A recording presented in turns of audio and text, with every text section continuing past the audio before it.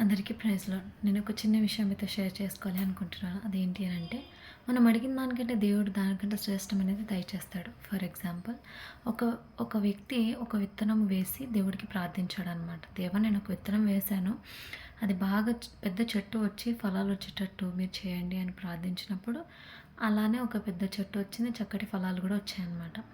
అయితే ఒకరోజు అనుకోని రీతిగా పెద్ద గాలి తుఫాను వచ్చేసరికి దానికున్న పళ్ళన్నీ చెల్లాచెదురుగా పడిపోయి చెట్టు పడిపోయింది. పడిపోయినప్పుడు మరలా ప్రార్థించాడు. ఏంటి ప్రభువా, పెద్ద చెట్టు వచ్చింది, చక్కటిగా ఫలం వచ్చాయి అని అనుకున్నాను. ఏంటి ఇలా జరిగింది అని అనుకుని ప్రార్థన చేశాడు. అయితే ఎక్కడెక్కడైతే చెల్లాచెదురుగా పడిపోయాయో పండ్లన్నీ, అక్కడక్కడ కొత్త చెట్లు మొలిచాయన్నమాట. అంటే ఇతను అనుకుంది ఒక చెట్టు గురించే. కానీ దేవుడు అతనికి అనేకమేమి దయచేయాలి అనుకున్నాడు.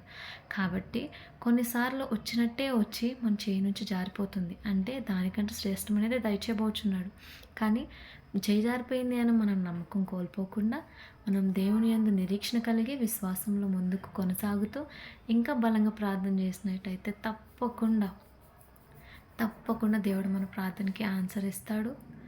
మనకి శ్రేష్టమైనది దయచేస్తాడు. ఆమేన్.